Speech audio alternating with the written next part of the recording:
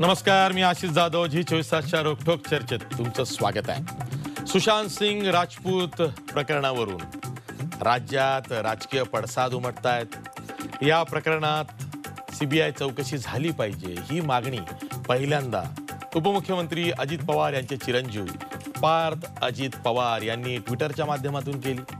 त्यानंतर तीच मागणी घेऊन सीबीआय मागणीचं पत्र घेऊन पार्थ अजित पवार हे राज्याचे गृहमंत्री अनिल देशमुख यांना भेटले. त्यानंतर भाजपच्या नेत्यांनी सीबीआय चौकशीची मागणी केली.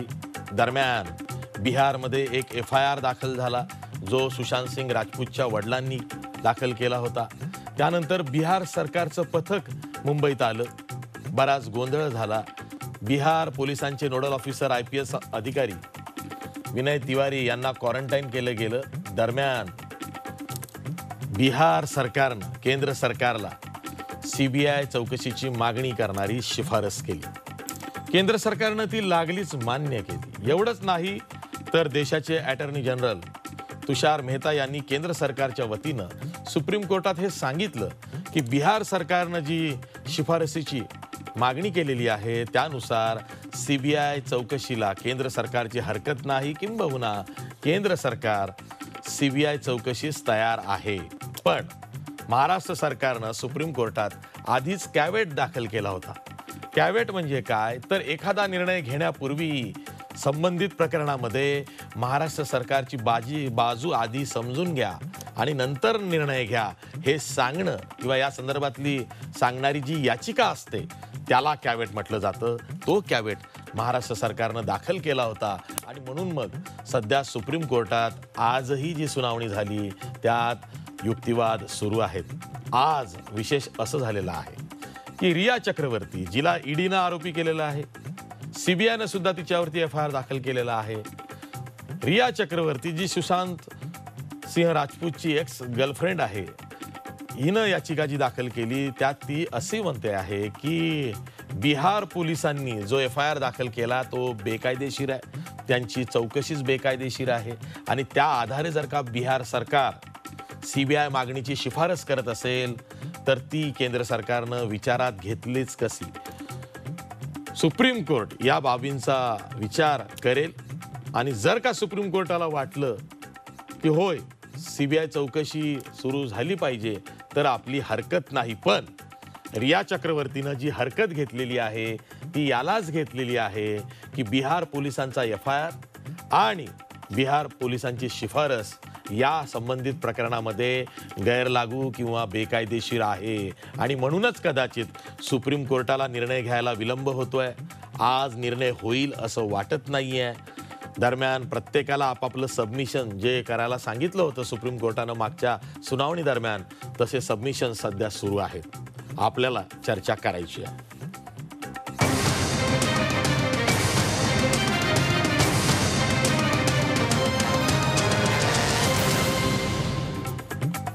या चर्चेत सहभागी होण्यासाठी आपल्यासोबत मान्यवर पाहुणे आहेत. आपल्यासोबत शिवसेनेच्या नेत्या आमदार प्रवक्त्या डॉक्टर नीलम गोरे आहेत. त्याचबरोबर आपल्यासोबत भाजपचे आमदार अतुल भातखळकर आहेत.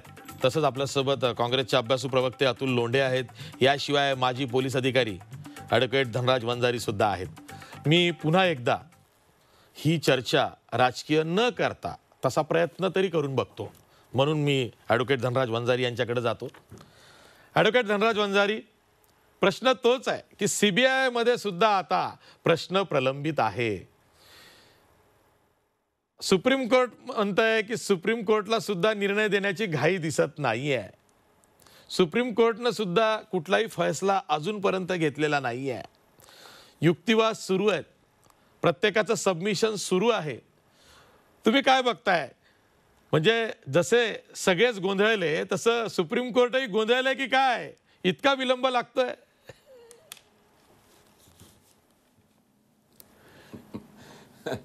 सुप्रीम कोर्ट गोंधळणार नाही. सुप्रीम कोर्ट कदाचित एक न्याय्य भूमिकेतून प्रत्येकाला आपलं म्हणणं मांडण्यासाठी पुरेसा वाव देत आहे असं मला वाटतं आणि म्हणून हा विलंब लागत आहे. इंटरस्टेट मॅटर हे करण्यात आले. आता त्याच्यातला राजकारणाचा भाग म्हटलं तो जाऊ दे, पण हे मॅटर इंटर स्टेट झालेलं आहे, कारण एक FIR बिहारमध्ये आणि एक इन्क्वायरी महाराष्ट्रामध्ये, आणि CBIने एक FIR रजिस्टर करून त्यांची इन्क्वायरी सुरू केलेली आहे. ईडीने एक वेगळं प्रकरण तपासासाठी घेतलेलं आहे. हे इतके याचे 2-3 बायफर्गेशन ट्रायफर्गेशन जे झाले, तर हा मुद्दा लक्षात घेऊन मला वाटतं सुप्रीम कोर्ट हा तपास CBIला देण्याच्या मनस्थितीत असावं. परंतु सुप्रीम कोर्टाने जर हा तपास CBIला दिला तर तो जस्टिफाय कसा करायचा? कारण हे जस्टिफिकेशन करताना पहिली बाजू, जसं तू सांगितलं रियाच्या पिटिशनमधली, त्यांना काढून टाकावी लागेल की या बिहार राज्यामध्ये झालेलं सगळं गैरकायदेशीर आहे.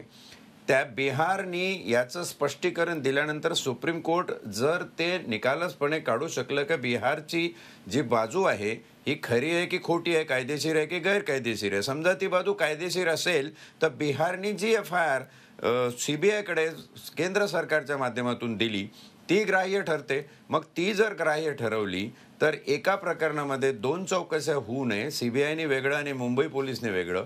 मुंबई पोलिसने जरी FIR केली नाही तरी मुंबई पोलिसांची चौकशी ही CBIकडे जाण्याची दाट शक्यता आहे. पण इथे सुद्धा सुप्रीम कोर्टाला हे जस्टिफाय करावं लागेल की जसे ॲलिगेशन मुंबई पोलिसांवर आता आपण एक आठवडाभर बघतोय की मुंबई पोलिसांच्या तपासात दिरंगाई आहे, मुंबई पोलीस ज्या डायमेन्शननी तपास करायला पाहिजे होतं त्या डायमेन्शननी करत नाही आहे. हे जे बाकीच्या सगळ्या गोष्टी आहे याचा संतुलित सम्यक विचार करण्यासाठी मला वाटतं सुप्रीम कोर्ट एवढा वेळ घेतंय. आणि सुप्रीम कोर्ट याच्यामध्ये खऱ्या अर्थाने जो निर्णय देईल तो सगळ्यांना अर्थात मान्य असेलच, पण सुप्रीम कोर्टाला वेळ लागणं अनिवार्य आहे असं मला वाटतं. आशिष, ठीक आहे. डॉक्टर नीलम गोरे आहेत आपल्यासोबत, शिवसेनेच्या नेत्या आहेत. डॉक्टर नीलम गोरे, महाराष्ट्र सरकारची भूमिका तीच आहे की महाराष्ट्र सरकारला विचारात घेतल्याशिवाय या प्रकरणामध्ये निर्णय घेऊ नये की हे प्रकरण सुप्रीम कोर्टाला वर्ग करावं किंवा नको. दरम्यान मुंबई पोलिसांच्या तपास अहवालावर सुद्धा सुप्रीम कोर्ट विचार करते, कारण सुप्रीम कोर्टानं सांगितलं होतं की मुंबई पोलिसांचा अहवाल हा आधी सबमिट झाला पाहिजे. तो झालेला आहे. मुंबई पोलिसांनी एक ॲफिडेव्हिटच सादर केलेला आहे. त्यामध्ये मुंबई पोलीस ठाम आहेत की ही आत्महत्या आहे, त्या दृष्टीनं तपास सुरू आहे. यामध्ये हत्येसारखं काही सापडलं नसल्यानं आम्ही FIR दाखल केलेला नाही, हे मुंबई पोलिसांचं सांगणं आहे. आज रिया चक्रवर्तीच्या वतीनं मनीष भट हे जे वकील आहेत ते असं म्हणालेले आहेत, एक तर बिहारमध्ये जो FIR दाखल झालेला आहे तो FIR हा बेकायदेशीर ठरतोय आणि त्या FIRच्या आधारे जर का बिहार सरकार केंद्र सरकारला CBI चौकशीची शिफारस करत असेल तर ते सुद्धा कायद्याला धरून नाही आहे. आणि त्यामुळं केंद्र सरकार म्हणत असेल की बिहार सरकारची शिफारस आम्ही मान्य करतो, तर केंद्र सरकारचं सुद्धा तुम्ही पर्व्ह्यू ऑफ जजमेंट किंवा एखादा निर्णय घेण्यासाठी जी पार्श्वभूमी लागते ते तुम्ही तपासली पाहिजे. आणि याच्यावरून जर का आता केंद्र सरकारला केन प्रकारे सुशांत सिंग राजपूत प्रकरणामध्ये CBI चौकशी लावायची असेल तर मग आपला नाईलाज आहे. अशा पद्धतीचं सबमिशन हे रिया चक्रवर्तीच्या वकिलांनी आज सुप्रीम कोर्टात केलेला आहे. याचा अर्थ काय? नाही, याचा अर्थ स्पष्ट दिसतो आहे की एकतर मुळामध्ये आता कार्यपद्धतीची जशी चर्चा चालली आहे तशी त्या कार्यपद्धतीच्या मागे जे काही सुप्त किंवा थेट असे हेतू असतात त्याचीच सगळी ती एका अर्थाने लढाई चाललेली आहे. आणि दुसरं, आपण परवापासून रोज याच्यावरती चर्चेत आहोत. आपल्याला ज्यावेळेला समोर आलं की 2 दिवसांनी सबमिशन्स होणार आहेत सगळ्याची लेखी म्हटल्यावरती ती वाचायला आणि त्याच्यावरती अभ्यासासाठी काही काळ लागणार आहे हे आपण खरं तर गृहीत धरायला होतं, आपण सुद्धा, म्हणजे पॅनेलिस्टने सुद्धा. परंतु एवढी अतिउत्सुकता झालेली आहे की सकाळपासून ते लगेच CBIकडे जायचं की नाही त्याच्यावरती बोर्ड दाखवले जात आहेत, हॅशटॅग वरती मोहिमा चालू आहेत आणि एक मोठा तो नॅशनल एक चर्चेचा मुद्दा ठरलेला आहे. आणि म्हणून आता सुप्रीम कोर्टाने शेवटी किती वेळ घ्यायचा हा त्यांचा प्रश्न आहे. पण मला असं वाटतं की ते 1 ते 2 दिवसामध्ये, म्हणजे अंदाज वाटतो मला की त्याचा अभ्यास करून त्यांचं काय म्हणणं असेल त्याचं ऑलरेडी त्या निष्कर्षाप्रत आले असतील, त्यानुसार ते कधीही त्याचा निर्णय देऊ शकतात. आणि तो दिल्यानंतर त्याच्यात सगळे जे मुद्दे येतात की बिहार पोलिसांनी केलेला FIR असेल किंवा बिहार पोलिसांनी परवानगी न घेता किंवा सहकार्याची अपेक्षा न ठेवता थेट येण्यासारखे मुद्दे असतील. खरं सांगायचं तर न्यायापर्यंत पोहोचलं पाहिजे हे बरोबर आहे. परंतु ते पोहोचत असताना सर्वच प्रकारच्या कार्यप्रणाली धाब्यावर बसवल्या गेल्या, तर अशा पद्धतीने ज्याला आपण म्हणू, की केंद्रीय एजन्सीची काय भूमिका आहे, त्याच्यात सुद्धा आपल्याकडे अनेक मार्ग आहेत, की ज्यावेळेला असं दिसतं, की एखाद्या राज्यामध्ये अमुक एका विषयामध्ये तेवढं पोलिसांकडून सहकार्य मिळत नाहीये. तर विशेषतः एटीएस आणि याच्यात काम केलेल्या ज्या अधिकाऱ्यांशी आम्ही पण बोललेलो आहे अनेक वेळेला कुठे कॉन्फरन्सेसमध्ये, वर्कशॉपमध्ये खूप उच्च पदस्थ लोक भेटत असतात. कारण का पॉलिटिक्सच्या पलीकडे सामाजिक कामामध्ये नार्कोटिक्स, अँटी ट्रॅफिकिंग याच्यात पण मी त्याच्या विरोधात काम करते, तुम्हालाही माहिती आहे. तर अशा वेळेला काही थेट मोहिमा घेतल्या जातात, ते खरं आहे. पण या प्रकारचं अजून असं काही टोकाला झालं किंवा एक मोठा कट कारस्थान किंवा एक मोठी गँग असं काही याच्यात चित्र दिसत नसताना केंद्र सरकारच्या एजन्सी, इतर राज्यांच्या एजन्सी असं मिळून, जसं नक्षलवाद्यांच्या बरोबर 4 राज्यांचा फोर्स तयार केलेला आहे आणि ते 4-5 राज्य मिळून त्या नक्षलवादी विषयाच्या मध्ये त्याच्यात त्या टास्क फोर्सच्या नियमित बैठका होतात सगळ्या डीजींच्या आणि मग ते सगळे मिळून हाताळतात. तशा प्रकारची ही केस नाहीये. तरी त्याच्यामध्ये 2 जीव गेलेले आहेत. खूप ते गंभीर आहे त्याच्यामधलं सगळं प्रकरण. किंबहुना मोठमोठ्या लोकांची नावं आलेली आहेत. पण ही पण वस्तुस्थिती सुप्रीम कोर्ट आणि केंद्र सरकार पण जाणून आहे, की अनेक सेलिब्रिटीजची नावं घेण्याच्या मागे काय नक्की राजकारण असतं आणि त्याच्यामुळे शेवटी केंद्र सरकारला सुद्धा अनेक बाबतीमध्ये याबद्दलच्या काय ज्या भूमिका असतील त्या सांभाळून घ्याव्या लागतील. दुसरं असं आहे, की एकदा एक प्रघात केला आणि उद्या दुसऱ्या एखाद्या राज्यामध्ये अशीच घटना घडली, घडू नये, पण अशाच घटना घडल्या की जिथे राज्याचं वेगळं म्हणणं आहे आणि केंद्र सरकारचं वेगळं म्हणणं आहे. तर एक लक्षात घेतलं पाहिजे. मला आता तुझ्याशी बोलताना परत हा मुद्दा नव्याने अधोरेखित करावासा वाटतो आहे, की समजा अशा वेळेला आउट ऑफ द वे जाऊन किंवा चौकटीच्या बाहेर जाऊन जर का निर्णय घेतला सुप्रीम कोर्टाने, तर त्याचा सुद्धा निर्णय पुढच्या वेळेला लागू ठरू शकतो दुसऱ्या राज्यासाठी. आणि कोणीही कायमस्वरूपी कुठेही नसतं हे प्रत्येकाच्या लक्षात आहे सगळ्याला परिस्थितीमध्ये. आणि म्हणून मला असं वाटतं, की यामध्ये जो काही निर्णय असेल तो आम्हाला अर्थातच स्वीकारार्ह असेल, त्याच्यात काही शंका नाहीये. परंतु या सगळ्यामध्ये सर्वोच्च न्यायालय जी काही सगळी तपशील समोर आलाय त्या आधाराने सुद्धा पुढे जाण्याचा प्रयत्न करतील. अजून एक शेवटचा मुद्दा, काल इंडियन एक्सप्रेसमध्ये माहिती होती की त्याच्यात दिशा सालियनचं ज्या पोस्टमॉर्टमच्या बद्दलचे काही मुद्दे उचलले जात आहेत, तर त्याच्यात एक्सप्रेसची बातमी येतात की त्याच्यात त्यांनी म्हटलंय की दुसऱ्यांदा पोस्टमॉर्टम दिशा सालियनचं करण्यात आलं होतं आणि त्या दुसऱ्यांदा जे झालेलं भगवती हॉस्पिटल मधलं पोस्टमॉर्टम आहे त्याच्यामध्ये असॉल्टच्या खुणा वगैरे दिसत नाहीयेत, असं दुसऱ्या पोस्टमॉर्टम मधून सुद्धा आलेलं आहे. म्हणजे आधीच्या एक पोस्टमॉर्टमच्या बरोबर दुसरं पोस्टमॉर्टम सुद्धा जे झालं त्याचा सुद्धा रिपोर्ट जर का असा असेल तर त्याच्यावरून सुद्धा अनेक मुद्द्यांचा जो आहे की त्या निष्कर्ष काढणं हे सर्वोच्च न्यायालयाला सुद्धा शक्य आहे. मला असं वाटतं की एखाद्या गोष्टीबद्दल जेव्हा संभ्रम असतो त्यावेळेला जे शक्य असतात चौकशीची फेअर माध्यमं ती सगळी करण्यात आलेली आहे. त्याच्या पुढे डीएनए टेस्ट किंवा अशा पद्धतीच्या गोष्टीचा अनालिसिस कडे जाईल तर त्याच्यात सुद्धा बऱ्याचशा गोष्टी समोर येऊ शकतील असं मला वाटतं. आणि म्हणून मी असं म्हणेन की आतापर्यंतच्या फोरेन्सिक रिपोर्ट्स, सगळे कॉल रेकॉर्ड्स, वंजारीने पहिल्यापासून ते मुद्दा मांडतायत की कॉल रेकॉर्ड्स किंवा तंत्रज्ञानाचा उपयोग करून त्याचं विश्लेषण करायलाही काही वेळ लागत असतो. दुसरं मात्र एक म्हण फार आता म्हणजे परत म्हण म्हटली की काही लोकांना फार वाटतं, पण सुतावरून स्वर्ग गाठणं, कुणाच्या तरी नावाच्या इनिशियल्स वरून कुठेतरी काहीतरी जायचं, मग लगेच आशिष जाधव तुम्ही परत तेच नाव अधोरेखित करणार, असं नका करू. माझं म्हणणं की कुठल्याही गोष्टीबद्दल निष्कर्षापर्यंत जाण्याच्या आधी काहीतरी एक सामान्य व्यवहार ज्ञान नावाची गोष्ट प्रत्येकाने ठेवली पाहिजे. म्हणजे तुम्हाला बोलत नाही मी, बाहेरचा सोशल मीडियावरचा जो काही उत्साह ओसांडून जातोय त्याच्यावरती बोलते. पण या सगळ्यामध्ये मला खरा एक पुढचा मुद्दा शेवटचा दिसतोय की जेव्हा चौकशी अजून पुढे पुढे जाईल, मग ती मुंबई पोलिसांच्याच कडून जाईल किंवा सीबीआय कडून जाईल, त्याच्यामध्ये आत्महत्येला प्रवृत्त करण्याच्या मध्ये कुठले कुठले फॅक्टर्स जबाबदार असू शकतात याच्याबद्दल मात्र एक फार मोठं ज्याला आपण म्हणू विश्व यातून खुलं झालेलं आहे. कारण सांगते आशिष की माझ्या माहितीप्रमाणे काँग्रेसचे प्रवक्ते यांचं काल एका डिबेटमध्ये गेल्यानंतर त्यांचं निधन झालेलं आहे, हार्ट अटॅक आला त्यांना, राजीव त्यागी निधन झालेलं आहे. आणि त्याच्यामुळे त्यांना श्रद्धांजली मी व्यक्त करते. आणि मला असं वाटतं की आता अशा वेळेला त्या डिबेटमध्ये त्यांना कोण काय बोललं असेल किंवा आधीच त्यांचा आधार असेल त्यांना, मला त्याच्यावरती एकदम मी कुठलं घोषणा करणार नाहीये. त्या पक्षांनी त्याच्याबद्दलचा अभ्यास पूर्ण करून ते काय बोलू शकतात. परंतु हसण्यासारखा विषय नाही अतुल, एका व्यक्तीचा प्रवक्त्याचा मृत्यू झालेला आहे, त्याच्यावरती जरी आपल्याला हसू आलं तरी आपण गप्प बसावं असं मला वाटतं.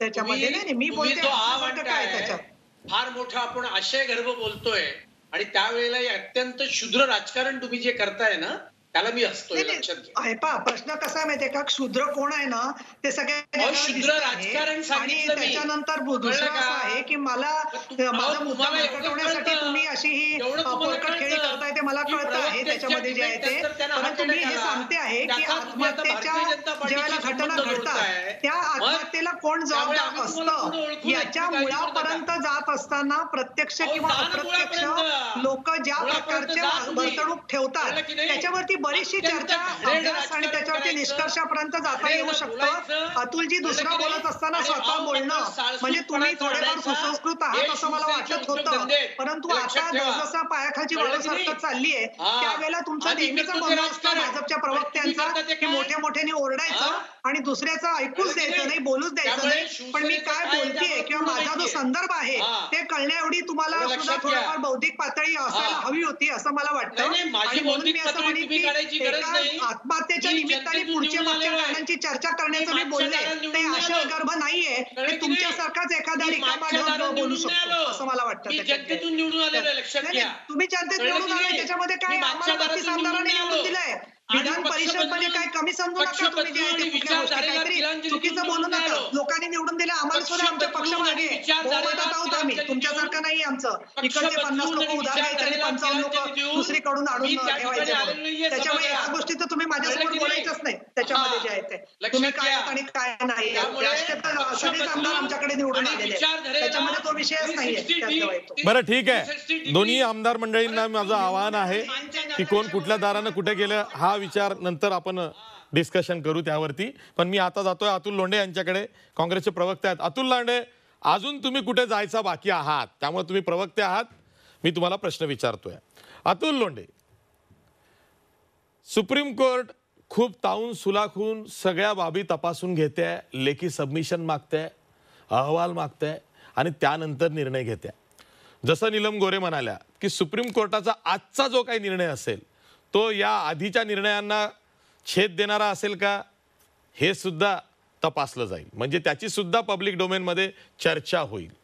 सुप्रीम कोर्टाला जो निर्णय द्यायचा आहे तो सुप्रीम कोर्टाला पुढे आपल्या निर्णयावरती ठाम राहून द्यायचा आहे, कारण तो प्रेसिडेन्स बनेल, मग पायंडा पडेल ना एखादा निर्णय घेतल्यावरती. त्यामुळं सुप्रीम कोर्ट सर्व बाबी तपासून बघते आहे. यामध्ये अटर्नी जनरल तुषार मेहता यांनी जे सांगितलेलं आहे की बिहार सरकारने शिफारस केली आहे, केंद्र सरकारने CBI चौकशीची शिफारस मान्य केलेली आहे, CBI चौकशी करू शकतं. त्याआधी अटर्नी जनरल तुषार मेहता यांनी असं प्रतिपादन सुप्रीम कोर्टात करण्याआधी महाराष्ट्र सरकारला कदाचित चाहूल लागल्यामुळं म्हणा कॅवेट दाखल केला महाराष्ट्र सरकारने.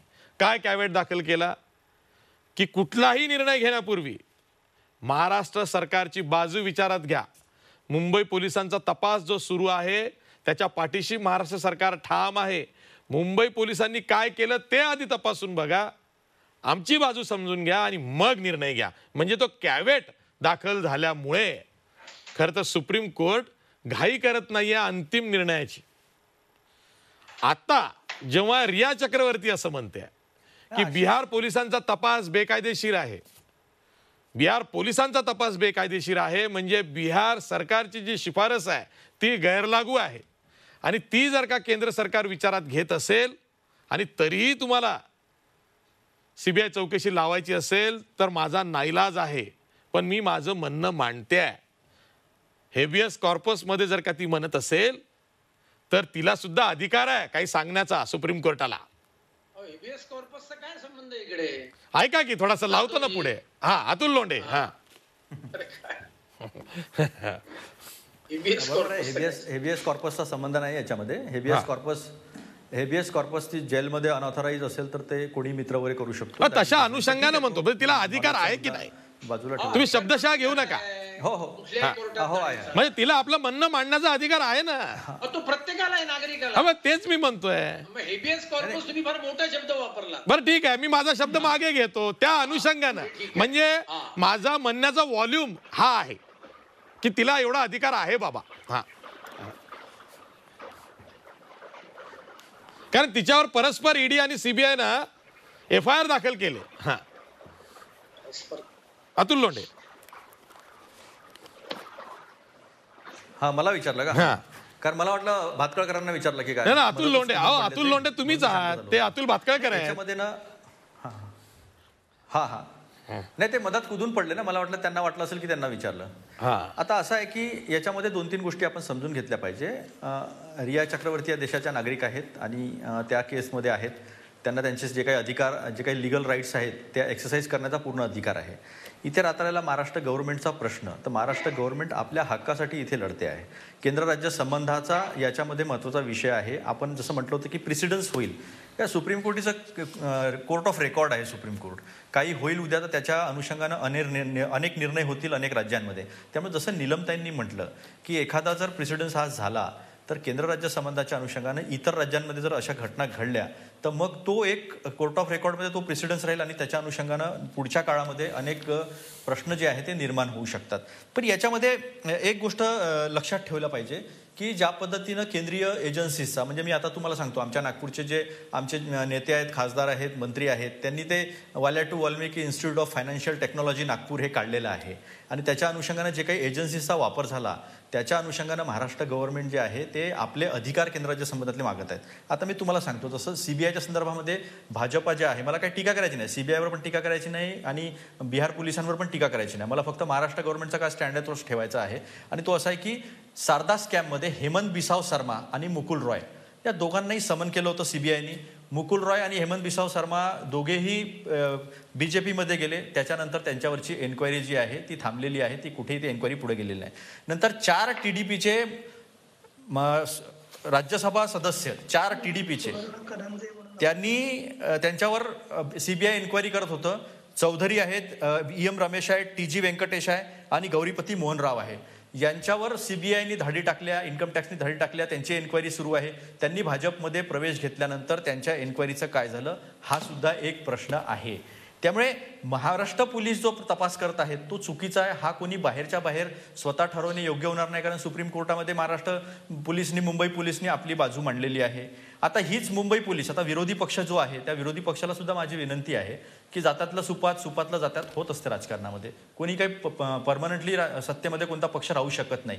त्यामुळे विरोधी पक्षानं सुद्धा महाराष्ट्र सरकारचे जे राज्य सरकार म्हणून अधिकार आहे केंद्राच्या संबंधातले त्याची बाजू घेण्याच्या ऐवजी कायम इतर राज्यांची बाजू घ्यायची, आपल्या नेत्यांच्या मनात घर करण्यासाठी कधी गुजरातची घ्यायची, कधी मग छत्रपती शिवाजी महाराजांचा विषय झाला तर कर्नाटकची घ्यायची आणि आता बिहारची घ्यायची निवडणुकाच्या अनुषंगानं. हे महाराष्ट्राच्या हिताला, म्हणजे कॉन्स्टिट्युशनल हिताला, घटनात्मक अधिकारांना कुठंतरी फ्युचरमध्ये, भविष्यामध्ये त्याचीच आडकाठी जी आहे ती राज्य करताना येऊ शकते. आणि तिसरा मुद्दा याच्यामध्ये अतिशय महत्त्वाचा आहे. ज्या पद्धतीनं केंद्र सरकारला या महाराष्ट्र देशातल्या लोकांनी प्रेम दिलं त्या नेत्याला आणि त्यांना जे अधिकार दिले त्याचा गैरवापर कसा सुरू आहे तुम्ही बघा. आज संसद महत्त्वाची आहे, महत्त्वाचा घटक संसदच आहे.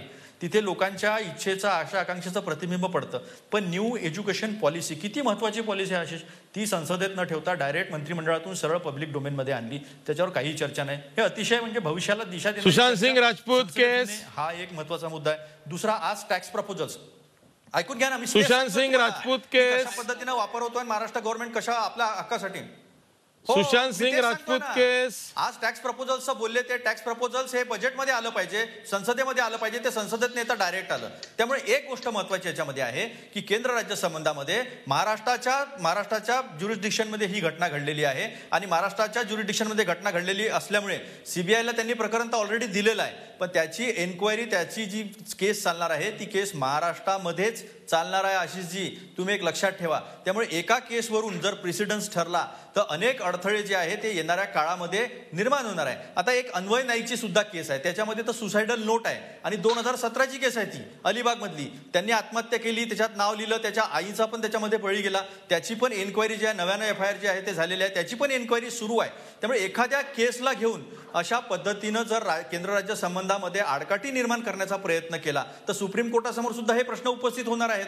कारण की शेवटी सीबीआय जी आहे ती दिल्ली पोलीस इस्टॅब्लिशमेंट ऍक्ट प्रमाणे काम करते आहे. सीबीआयला पण त्याच्या स्वतःच्या मर्यादा आहे. चांगलं इन्व्हेस्टिगेशन, न्यूट्रल इन्व्हेस्टिगेशन केलं पाहिजे, 2 राज्यातलं असलं पाहिजे, त्याला काय हरकत असण्याचं कारण नाही आहे. पण या केसमध्ये ज्या पद्धतीनं होत आहे, मग त्या पद्धतीनं अन्वय नाईकच्या केसमध्ये बोलले का बीजेपीचे नेते? नाही बोलले. अशा अनेक केसेस आहेत. बिहारमध्ये रेप झाले. ठीक आहे, राज्य पोलिसांच्या हातात आहे.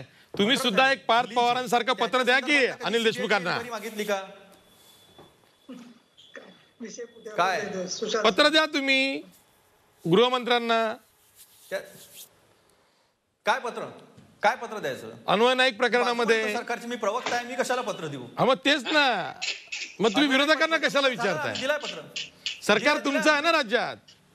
दिला नाही विचारतो यासाठी की एखाद्या केस असा आहे की महाराष्ट्राच्या लोकांना माहित झालं पाहिजे ना की राजकारण एका केस एक गुन्ही कलाकाराचा मृत्यू झालेला आहे, ती इंडस्ट्रीशी संबंधित प्रश्न आहे, त्यांच्यामध्ये अनेक लोक जे आहेत ते त्याच्यामध्ये गुंतलेले आहेत, त्याच्या केसचा तपास मुंबई पोलीस करत आहेत. पण राजकारण करण्याचा जो प्रयत्न करू नये हे सांगण्याचा तो आमचा प्रयत्न. सुशांत सिंग राजपूत केसवरती टिकून राहूया. अतुल भातखळकर, सुशांत सिंग राजपूत केस, तुमची मागणी सीबीआय चौकशीची आहे. ती मागणी सुप्रीम कोर्टात अडकून पडलेली आहे. सुप्रीम कोर्टानं अजूनही ग्रीन सिग्नल दिलेला नाही. सर्वांच्याच चौकशा सायमल्टेनियसली सुरू आहेत. अतुल भातखळकर, बघा, पहिला मुद्दा, सुप्रीम कोर्टामध्ये अडकून पडल्यावर या तुमच्या विधानाला काही अर्थ नाहीये. पहिला मुद्दा, सुप्रीम कोर्टाने काल हिअरिंग घेतलं, पहिल्या हिअरिंग नंतर रिटर्न सबमिशन घेतलं, कालच्या हिअरिंगचं रिटर्न सबमिशन ते घेणार आहेत आणि ते त्यांनी आज घेतलं असेल आणि 2, 4, 5, 6 दिवसामध्ये जेव्हा सर्वोच्च न्यायालयाला योग्य वाटेल त्यावेळेला सर्वोच्च न्यायालय या संदर्भातला निर्णय देईल. याच्यामध्ये एक मुद्दा जो संघराज्य संबंधांच्या संदर्भातला वारंवार उपस्थित केला जातोय, तो विशेषतः महाराष्ट्र सरकारकडनं केला जातोय. यातलं तुम्ही सुरुवातीला बोललात तसं मला अजिबात राजकारण आणण्याची इच्छा नाही. आम्ही कधीही राजकारण आणलं नाही आणि म्हणून मी स्वतः 43 दिवस उलटून गेल्यानंतर या प्रकरणामध्ये सीबीआयची मी इन्क्वायरी मागितली. याचं कारण काय आहे, एक तुम्ही लक्षात घ्या की एखादा अनैसर्गिक मृत्यू जेव्हा होतो, म्हणजे मग आत्महत्या असेल, अपघातामध्ये एखादा मृत्यू झाला असेल, झाड कोसळून मृत्यू झाला असेल, वीज कोसळून मृत्यू झाला असेल, याला अनैसर्गिक मृत्यू असं म्हटलं जातं. हा अनैसर्गिक मृत्यू झाल्यानंतर पोलिसांवर हे बंधन आहे की अंडर सेक्शन 174 ज्याला इन्क्वेस्ट इन्क्वायरी असं म्हटलं जातं, ही इन्क्वेस्ट इन्क्वायरी पोलिसांनी करणं अपेक्षित असतं. या इन्क्वेस्ट इन्क्वायरी मधनं काय असतं तर या मृत्यूला काय कारणीभूत आहे एवढंच सिद्ध पोलिसांना करायचं असतं. हा तपास करत असताना या मृत्यूला कोण जबाबदार आहे हे पोलीस याचा तपास करत नसतात. लक्षात घ्या, इन्व्हेस्टिगेशन जेव्हा पोलिसांना करायचं असतं तेव्हा क्रिमिनल प्रोसिजर कोड प्रमाणे FIR दाखल केल्याशिवाय पोलिसांना या विषयातला तपास करता येत नाही. ललिता कुमारच्या केसमध्ये सर्वोच्च न्यायालयाने हे म्हटलेलं आहे की इन्क्वेस्ट खालचा जो तपास आहे तो 7 दिवसात पूर्ण करावा. आता दुसरा मुद्दा जो मांडला जातोय, मुंबई पोलिसांनी आजतागायत या संदर्भातला FIR दाखल केलेला नाहीये. जर का मुंबई पोलिसांना 10 दिवसानंतर 15 दिवसानंतर असं वाटलं असतं पोस्टमॉर्टमचा रिपोर्ट हातात आल्यानंतर की बाबा ही नॉर्मल सुसाईड आहे, तर पोलिसांनी तो ADR करून न्यायदंडाधिकाऱ्यांकडे तो रिपोर्ट सबमिट करणं आवश्यक होतं. तो मुंबई पोलिसांनी केला नाही. आता हा मृत्यू जर का संशयास्पद आहे तर मुंबई पोलिसांना दंड संहितेप्रमाणे, फौजदारी दंड संहितेप्रमाणे अननोन व्यक्तींच्या विरोधात FIR दाखल करून इन्व्हेस्टिगेशनला प्रारंभ करता आला असता, पण ते त्यांनी केलं नाही. सुशांत सिंग राजपूतच्या वडिलांना आणि त्यांच्या फॅमिलीला हे वाटत होतं की या संदर्भातला तपास हा नीट मार्गाने जात नाहीये. आता FIR कुठे दाखल करता येतो तर FIR जिथे घटना घडते तिकडे दाखल करता येतो किंवा त्या घटनेचे परिणाम जिथे पोहोचलेले आहेत तिकडे सुद्धा FIR दाखल करता येतो. आणि या सेक्शन खाली बिहार पोलिसांमध्ये त्यांनी तक्रार केली आणि बिहार पोलिसांनी हा कॉग्निझेबल ऑफेन्स असल्यामुळे याचा FIR घेतला आणि FIR घेऊन या संपूर्ण प्रकरणाची चौकशी बिहार पोलिसांनी चालू केली.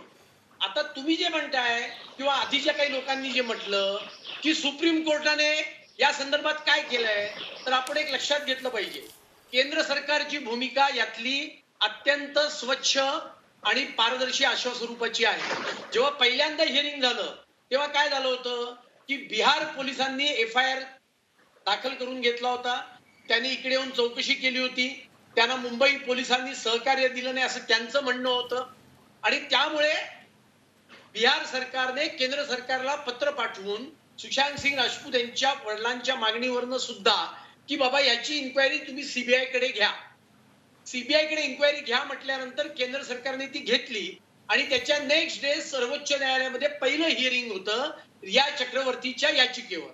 या वेळेला पार्टी नसताना सुद्धा केंद्र सरकार आपणून त्या ठिकाणी तुषार मेहतांच्या रूपाने त्या ठिकाणी गेलं. त्यांनी हे सांगितलं की आम्हाला काल रात्री बिहार सरकारची ही रिक्वेस्ट आलेली आहे आणि आम्ही ती स्वीकारलेली आहे आणि उद्या संध्याकाळी 6 वाजेपर्यंत आम्ही या संदर्भातलं नोटिफिकेशन इश्यू करू. 2 मिनिटं. हे म्हटल्यानंतर जर का सर्वोच्च न्यायालयाला याच्यात काही गैर वाटलं असतं तर सर्वोच्च न्यायालयाला पूर्ण अधिकार होता आणि आहे की ते सीबीआयला रिस्ट्रेन करू शकले असते. त्यांनी सरकारला सांगितलं असतं की आता या प्रकरणाचा तपास मुंबई पोलीस करतायत. कारण आपण म्हटल्याप्रमाणे मुंबई पोलिसांनी कॅव्हिएट दाखल केलं होतं रिया चक्रवर्तीच्या पिटिशनवर आणि त्यामुळे महाराष्ट्राचे वकील तिकडे हजर होते आणि त्यामुळे महाराष्ट्राच्या वकिलांनी आपलं हे म्हणणं त्या ठिकाणी मांडलं. पण सर्वोच्च न्यायालयाने सीबीआयला किंवा केंद्र सरकारला रिस्ट्रेन केलं नाही आणि त्यामुळे सीबीआयने केंद्र सरकारने नोटिफिकेशन काढलं. सबसिक्वेंटली सीबीआयने यात एफआयआर दाखल केला आणि या प्रकरणाच्या चौकशीला प्रारंभ केला. काल किंवा परवा जी चौकशी सुप्रीम कोर्टात हिअरिंग झाली त्याच्यात सुद्धा सुप्रीम कोर्टाने सीबीआयला कुठेही रिस्ट्रेन या संदर्भातलं केलेलं नाही. हे आपण लक्षात घेण्याची गरज आहे. आता सर्वोच्च न्यायालयाचा निर्णय हा प्रेसिडेन्स होतो की नाही, तो 100% होतो. सर्वोच्च न्यायालयाचे मेजर निर्णय हे प्रेसिडेन्स नाही, ते तर कायदे होतात, हे लक्षात घ्या. आणि त्यामुळे सर्वोच्च न्यायालय यातलं जे जजमेंट देणार आहे ते मला 100% खात्री आहे की ते एक ओळीचं जजमेंट नसेल, ती रिझन ऑर्डर असेल. त्यांच्या त्यांनी जे मत नोंदवलेलं असेल त्याला काही आधार त्यांच्या दृष्टीने जो काही असेल त्या आधारावर ते असेल. आता शेवटचा मुद्दा मी मांडतो. अतुल लोंढ्यांनी जे काही सांगितलं की कोण मुकुल रॉय अमुक तमुक, तर त्यांच्या माहिती करता सांगतो, त्यांना कदाचित माहिती असेल कारण तुम्ही म्हणालात की ते फार अभ्यासू प्रवक्ते आहेत आणि त्याच्यामुळे मुळात शारदा चिटफंडाची सीबीआयने जी इन्क्वायरी केली ती सर्वोच्च न्यायालयाच्या आदेशावरनं केलेली आहे. ती काही बंगाल मधल्या सरकारने केंद्र सरकारकडे दिली नाहीये, त्या मुख्यमंत्र्यांनी दिलेली नाहीये. लोक सुप्रीम कोर्टात गेले, सुप्रीम कोर्टाने ही ऑर्डर दिली की बंगालचे पोलीस नीट इन्क्वायरी करत नाहीये, त्यामुळे सुप्रीम कोर्ट मॉनिटर्ड सीबीआय इन्क्वायरीची ऑर्डर सुप्रीम कोर्टाने दिली. क्रमांक 1. ज्या मुकुल रॉय यांचा उल्लेख केला ते नंतर भारतीय जनता पार्टीत आले ही वस्तुस्थिती आहे. पण त्यांना हे माहित नसेल की आजच्या घडीला गेले 2 महिन्यापासून मुकुल रॉय यांना सीबीआयने अटक केलेली आहे आणि ते तुरुंगात आहे, हे लक्षात घ्या. आणि त्याच्यामुळे सीबीआय सुप्रीम कोर्टाच्या मॉनिटर खाली याच सीबीआयने याच प्रकरणामध्ये पश्चिम बंगालच्या कलकत्ता शहराच्या सीपींवर आरोप ठेवले.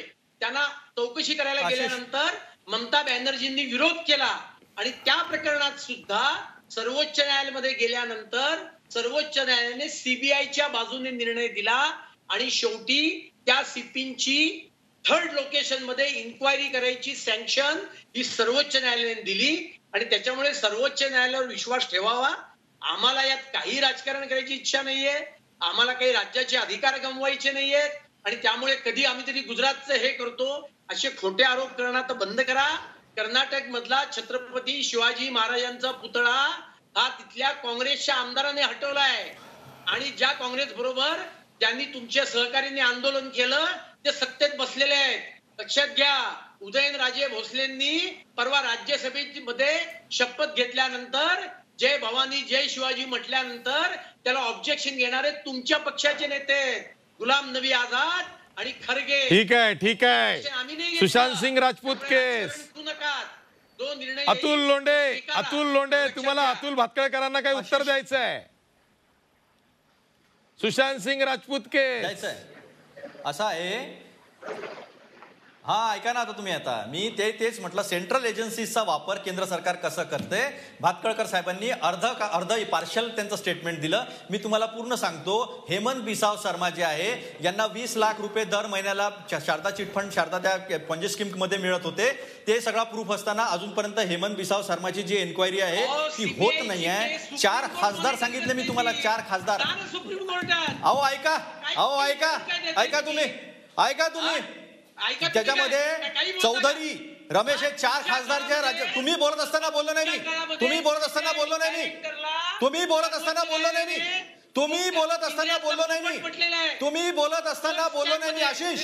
आशिष त्यांना सांगा, यांना काही कळत नाही. फक्त स्टोऱ्या सांगतात ते. यांना काही कळत नाही. तुम्ही दुसऱ्याचं ऐकायला शिका पहिले. तुमचं ऐकून घेतलं. तुमच्या मधात बोललो नाही मी. हेमंत बिसाव शर्मा पण त्याच्यामध्ये इन्व्हॉल्व आहे. सीबीआयने त्यांच्यावर पण रेड केली होती. त्यांची काही एन्क्वायरी सुरू नाही आहे.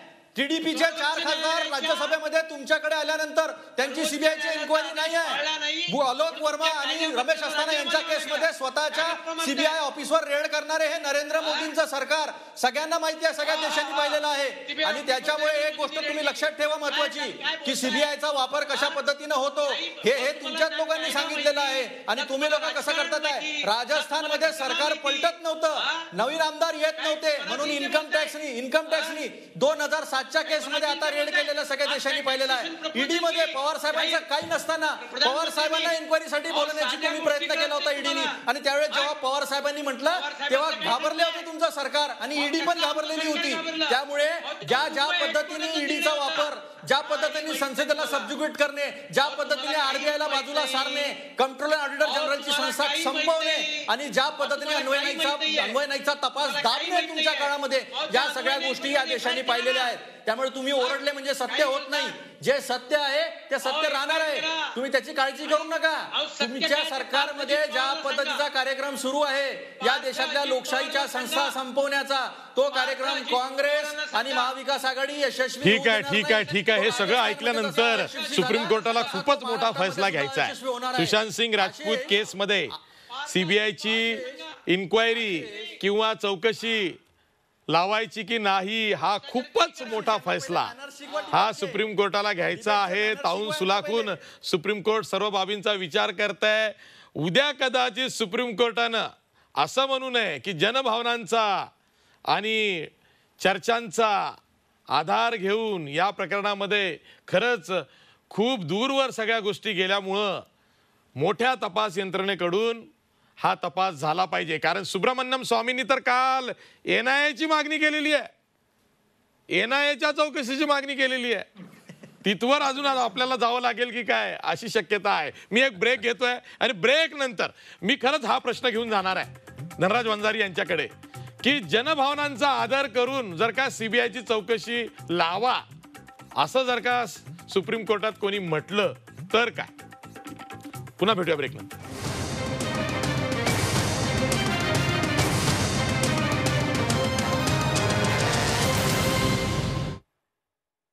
ब्रेकनंतर पुन्हा तुमचं स्वागत. मी जातो ॲडव्होकेट धनराज वंजारी यांच्याकडे. धनराज वंजारी, सुप्रीम कोर्टासमोरही पेच आहे, कारण एकीकडे कॅव्हेट दाखल केल्यामुळे महाराष्ट्र सरकारला विचारात घेणं गरजेचं आहे. गुन्हा महाराष्ट्र सरकारच्या अखत्यारीत, पोलीस हा स्टेट सब्जेक्ट आहे, राज्यसूचीतला आहे. मुंबई पोलिसांचा तपास सुरू आहे. सुप्रीम कोर्टानंच आधी सांगितलं की मुंबई पोलिसांचा तपास जो काही अहवाल आहे तो सादर करा. तो मुंबई पोलिसांनी अहवाल सादर केला आहे. मुंबई पोलीस आपल्या तपासावरती ठाम आहे. अशा वेळी सुप्रीम कोर्टाला जो निर्णय घ्यायचा आहे ते सुप्रीम कोर्टाला माहिती आहे की प्रेसिडेन्स, पायंडा आणि मागच्या निर्णयांना छेद ह्या सगळ्या बाबी विचारात घेऊन वेळ लागतोय. पण एखाद्या वेळेस जर का असं झालं की इतकी मोठी हाईप झालेली आहे, जनभावना सुद्धा यामध्ये मोठ्या प्रमाणात दिसत आहेत. बिहारमध्ये तर की हा आमचा बिहारचा सपूत आहे जो मुंबईत जाऊन एवढा मोठा झाला, त्याच्यावरती अन्याय झाला अशी भावना आहे. महाराष्ट्रामध्ये केंद्र आपल्यावरती एक प्रकारचं अतिक्रमण करते अशी भावना काही ठिकाणी आहे. मग अशा वेळी सर्वोच्च तपास यंत्रणेनं जर का या प्रकरणाचा तपास करावा म्हणून मग सीबीआयची चौकशी लावूया असा काही विचार होऊ शकतो. नाही, विचार होऊ शकतो. तसं हे प्रकरण मी आधी काही आपल्या मागच्या डिबेटमध्ये मेन्शन केलं त्याप्रमाणे हे पब्लिक सेंटिमेंट देशातलं फार मोठ्या प्रमाणात चाळवलं गेलेलं आहे. अर्थात या पब्लिक सेंटिमेंटचा उपयोग राजकीय दृष्टिकोनातून काही ठराविक मंडळींना होणार आहे, हेही निर्विवाद खरं आहे. परंतु पब्लिक सेंटिमेंट हा विचारात घेऊन नुसतं त्या पब्लिक सेंटिमेंटसाठी एखाद्या सेंट्रल एजन्सीला CBI सारख्या आम्ही तपास देतो असं मात्र सुप्रीम कोर्ट करणार नाही.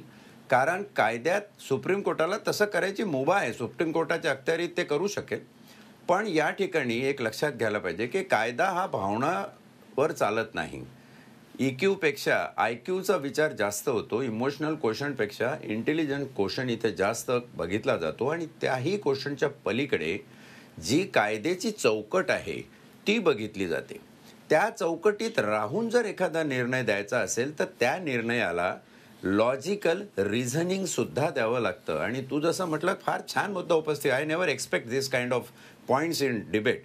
कारण पब्लिक सेंटिमेंट हे सुप्रीम कोर्टाला लक्षात घ्यावेच लागतील.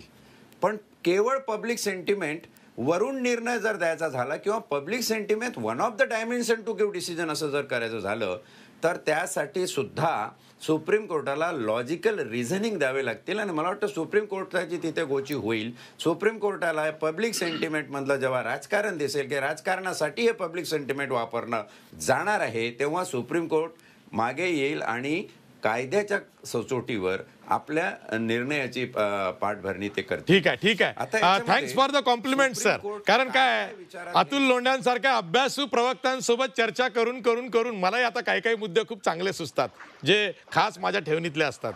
अतुल लोंढे, तुम्हाला काही बोलायचं? एकच मिनिट. नाही, असं आहे, मला एक स्पष्टपणे असं वाटतं की कायद्या सुप्रीम कोर्ट असो हायकोर्ट असो दोन्ही कोर्टमध्ये जे कायद्याच्या अनुषंगाने योग्य आहे तसेच निर्णय होतात.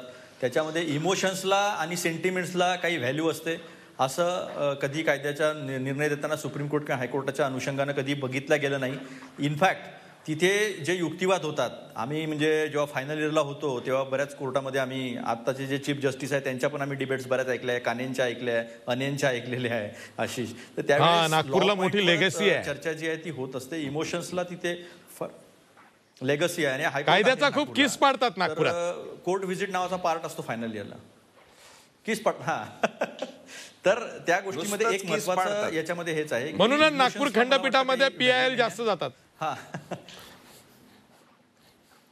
आणि महत्वाची गोष्ट याच्यामध्ये अशी आहे की कायद्याप्रमाणे की तो 0 FIR व्हायला पाहिजे होता का. नंतर बिहारमध्ये जो FIR झालेला आहे तो थेफ्टचा आहे, तो पैसे काढण्याचा आहे, तर तो ईडीने तपास केला पाहिजे का. नंतर CBIला ही केस देत असताना महाराष्ट्राच्या मुंबई पोलिसांनी प्रोफेशनली तपास केलेला आहे की नाही, की व्यवस्थित तपास होतो की नाही होत आहे. इन्क्वेस्ट 7 दिवसात करायचा की 10 दिवसात करायचा. इन्क्वेस्टमध्ये जे मुद्दे नेपोटिझमचे मुद्दे उपस्थित झाले, जवळजवळ 56 लोकांना त्याच्यामध्ये एन्क्वायरीसाठी बोलवण्यात आलं. आणि मग त्याच्यानंतर मुंबई पोलिसाला काय सापडलं काय नाही सापडलं या सगळ्या गोष्टींचा जो आहे तो ऑन रेकॉर्ड कायद्याप्रमाणे जी लेट डाऊन प्रोसिजर आहे, प्रोसिजर इस्टॅब्लिश बाय लॉ याच्याने जातो आपण, त्या प्रोसिजरचा जो आहे तो विचार होईल. आणि सुप्रीम ठीक आहे. मी कायदे मंडळातले 2 प्रतिनिधी आपल्या सोबत आहेत, दोन्ही आमदार आहेत म्हणजे राज्य विधिमंडळाच्या. अतुल भातखळकर, सुप्रीम कोर्ट नेमका काय विचार करू शकेल या स्टेजला, असा तुमचा कयास आहे? नाही, माझा कयास मी काही सांगू शकणार नाही. पण जे आता वंजारे साहेबांनी म्हटलं त्याच्याप्रमाणे सर्वोच्च न्यायालयाला फार वाईड रेंजिंग पॉवर्स असतात. केवळ ज्युडिशियल रिव्ह्यूच्या पॉवर्स या सुप्रीम कोर्टाला नाही आहेत. म्हणजे मी आता आपण थोडी एक वैचारिक चर्चा करण्याचा प्रयत्न करतोय म्हणून मी तुम्हाला या संदर्भातलं एक उदाहरण देतो की गोध्रा जळीत कांडानंतर गुजरातमध्ये ज्या दंगली झाल्या, त्या दंगली झाल्यानंतर ट्रायल कोर्टामध्ये केसेस सरकारने दाखल केल्या आणि त्यातले अनेक आरोपी निर्दोष, आणि ते निर्दोष सुटल्यानंतर तिस्ता सेटलवाड आणि काही लोक हे सर्वोच्च न्यायालयात गेले आणि त्यांनी PIL दाखल केली. आणि त्यावेळेचे सर्वोच्च न्यायालयाचे मुख्य न्यायाधीश, मी चुकत नसेल तर खेर किंवा खरे असं त्यांचं आडनाव होतं, त्यांनी लँडमार्क जजमेंट त्या संदर्भात दिलं. आणि खरे आणि त्यांनी जे भारतीय न्यायव्यवस्थेच्या इतिहासात झालं नाही ते झालं की त्यांनी ट्रायल कोर्टाची सर्व जी प्रोसिजर होती ती पूर्ण मोडीत काढली आणि खटला नव्याने परत गुजरातच्या बाहेर मुंबईला ट्रायल पासून चालू करायचा अशा प्रकारचा निर्णय खऱ्यांनी दिला. दुसरं तुम्हाला मी उदाहरण देतो ही दोन्ही उदाहरणं अशा करता देतोय की ही ॲपिरंटली आमच्या विरोधातली आहेत. कळलं की नाही? त्यामुळे तुम्हाला त्याच्यामध्ये इन्व्हेस्टिगेशन ऑफिसरने काय म्हटलं होतं ते पण सांगा. आयपीएस लेवलच्या जरा ऐका हो, जरा ऐका ना. अतुल लोंढे माझा वेळ संपलाय हो. अतुल लोंढे माझा वेळ संपलाय. त्यांना पूर्ण करू द्या. अतुल लोंढे ऐका की आणि 25 डिसेंबरला निकाल माझंच चुकलं. मी नागपूरचं उगीच कौतुक केलं. झाले हा इतिहास पण सांगा. दंडसंहितेप्रमाणे आशिष ही कॉन्स्पिरेटर म्हटल्यानंतर सुटलेला पहिला आरोपी आहे. त्याला सोडायचं की नाही याचा अधिकार हा ट्रायल कोर्टाकडे असतो. पण जेव्हा भारतीय जनता पार्टीचं सरकार होतं राज्यामध्ये गेले 5 वर्ष तेव्हा सुधा भारद्वाज आणि अजून 3 लोकांना जेव्हा पुणे पोलिसांनी अटक केली आणि मग रामचंद्र गुहा आणि इथपासून सगळ्यांना 1-2 कड भरून आले लिबर्टी फिबर्टीचे, तेव्हा सर्वोच्च न्यायालयाने दखल घेऊन 1 महिना हिअरिंग घेतलं आणि सर्वोच्च न्यायालयाने केस डायरी पासून सगळं मागवलं आणि सर्वोच्च न्यायालय पुणे पोलिसांच्या तपासावर प्रायमा फेसिया सॅटिस्फाईड झालं आणि मग त्यांनी सांगितलं की तुम्ही कुठलीही चुकीची गोष्ट करत नाही आहात, आता तुम्ही ट्रायल कोर्टाकडे जा आणि मग त्यांना त्या ठिकाणी पुढची प्रोसिजर करायला पुणे पोलिसांना सुप्रीम कोर्टाने परमिशन दिली. जो ट्रायल कोर्टाचा अधिकार होता तरी सुद्धा यांचं जनमताचा विश्वासघात करून ठीक आहे. नंतर प्रकरण NIA कडे गेलं. ठीक आहे नीलमताई समाप्त करा. नीलमताई माझ्याकडे वेळ संपलेला आहे. प्लीज समाप्त करा. फार मोठी बातमी आहे ते 6 वाजता. खूप मोठी बातमी आहे 6 वाजता. 2 मुद्दे मांडायचे आपल्याला लवकर संपवायचं आहे. मला असं वाटतं की लोकमत म्हणजे काय, पब्लिक आउटक्राय म्हणजे काय. एका बाजूला निर्भयासारखी घटना घडते त्यावेळेचा एक आउटक्राय असतो. दुसरं सोशल मीडियावरती ठरवून काही वेळेला त्याच्याबद्दलची वातावरण निर्मिती केली जाते. काही वेळेला फिर्यादी असेल, काही वेळेला आरोपी असेल. आम्ही बऱ्याच बलात्काराच्या किंवा अन्य घटनांमध्ये पाहिलेलं आहे की अगदी ठरवून दिलेली ब्रीफ आरोपीचे वकीलच सगळी मीडियाला विरुद्ध त्या मुलीच्या विरुद्ध पुरवत असतात. पण तरी हुंडाबळीच्या केसेस असतील, निर्भया बलात्काराची केस असेल, सेक्शुअल हॅरेसमेंट ॲट वर्कप्लेस असेल, पॉक्सो असेल आणि त्याच्या पुढे जाऊन अफजल गुरु किंवा याकूब मेमन सारख्या अतिरेक्यांच्या संदर्भात फार मोठ्या लॉबीज जेव्हा त्यांच्या बाजूनी शेवटपर्यंत ती फाशी टळावी म्हणून प्रयत्न करत होत्या, त्यावेळेला सुद्धा सर्वोच्च न्यायालय अशा अर्थाने दबावाखाली जात नाही हे आतापर्यंत सर्वोच्च न्यायालयाने दाखवलंय. सामाजिक हिताचा विचार सर्वोच्च न्यायालयच करतं हा पण आमचा अनुभव आहे आणि म्हणून मला असं वाटतं की सर्वोच्च न्यायालय या परिस्थितीच्या मध्ये पब्लिक आउटक्रायच्या मागे जे कोणी दुष्ट प्रवृत्तीचे सूत्रधार आहेत त्यांचा सुद्धा विचार करून जे काही फॅक्ट्स असतील त्यानुसार निर्णय घेईल अशी आम्हाला आशा आहे. ठीक आहे. अखेर न्यायदानाचा शेवटचा दरवाजा सुप्रीम कोर्ट आहे. सुप्रीम कोर्टाच्या हातातच CBI चौकशीचा फैसला आहे. सर्व बाबी ताऊन सुलाखून तपासून सुप्रीम कोर्ट अंतिम फैसला करणार आहे. त्यामुळं विलंब होणार आहे. तुर्तास इथेच थांबूया. पण जाता जाता एक आठवण करून देतो. ठीक 6 वाजता G24 तासवर आजची सर्वात मोठी बातमी येते ती बघायची आहे. तुर्तास इथेच थांबतोय. सर्व मान्यवर पाहुण्यांचे आभार मानतो. पाहत राहा G24 तास. रहा एक पाऊल पुढे.